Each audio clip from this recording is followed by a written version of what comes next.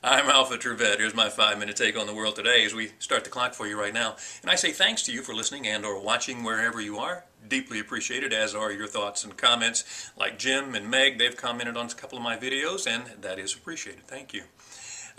Today we're going to take a ride on the stupid train. There is this giant train that runs all over the world on tracks probably near you. We're going to talk about some of the people who've boarded that train recently. That'll be coming up. But first, here's the brain stretcher question for you for today. Researchers have found out that surprisingly, this is actually a sign of sexual attraction. What do you think that is? Well, we'll have the answer for you in about 4.5 minutes. Now, the stupid train recently stopped in Jacksonville, Florida, and on board got this mom. Now, her son, 11 months old, was pictured with his lips on a bong. 11 months old. Defending herself on her Facebook page, this mom said, "I'm a good mother. I would never let my child do drugs." Especially your drugs, right? He's going to buy his own, I suspect. No, you wouldn't let your child do drugs, but you would do drugs around your child. You would let your child actually put his lips on a bong, and you'd take a picture of it. Yeah, you're a really good mom. In fact, I'm sure it's a race right now going on between Parenting Magazine and High Times to name you Mother of the Year. In Fort Lauderdale, Florida, a cop was fired from the department for placing a paper bag over a suspect's head. Okay, let's give you the backstory here. The suspect was in the street yelling and spitting. He was arrested, and the arresting officer placed a paper bag over his head. Now, the department says the officer humiliated him by placing this bag over his head. Let's review. Man was in the street yelling and spitting at people, and he's worried about humiliation. It would seem to me that if I were in that position, when I finally came to my senses, I would be grateful that somebody actually took the time to conceal my identity behind the paper bag. Upon arriving in Toronto at the G20 summit, Barack Obama immediately asked, "Hey, got any good golf courses around here?" Let me do it. If you are a supporter of Barack Obama, if you're a friend of Barack Obama, the best thing you can do for him right now is take away his golf clubs. I mean, tell him, "Hey, B.O., listen, come here, buddy.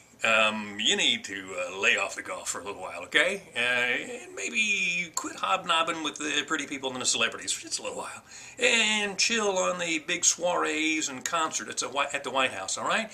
Some pretty big stuff going on here, and it would help if you appear to be a little bit engaged in what's going on." I see you are engaged, however, in the internet, and not in a particularly good way. A Senate panel has okayed the kill switch for the internet. In other words, the president, meaning you, Mr. Barack Obama, can cut off the internet whenever you feel like it's becoming a danger. Like when Joe Biden says something stupid and the video goes viral. I remember there's a mansion in Richmond, Virginia, Maymont Park, and it belonged to a coal baron, and his wife was a rather rotund woman who liked to be carried around the mansion grounds. And when they got electricity in the mansion, she had the cutoff switch installed in her bedroom. In other words, if I say I want lights out, then it's lights out for everybody, you know? So Barack Obama can actually pull the kill switch on the internet for 4 months. Now just imagine if George Bush had asked for or received that kind of power. How about the yelling and screaming that would have gone on then, huh? Hey, you talk about taking away individual privileges and there's a Nazi president and all this stuff, but Barack Obama does it, and it's... You hear that? No, nobody's saying a word. It seems a little bit peculiar to me. Oh, the administration does say it is getting tough on BP. They are going to make BP pay damages to the people of the Gulf whose lives are upset by this disastrous spill.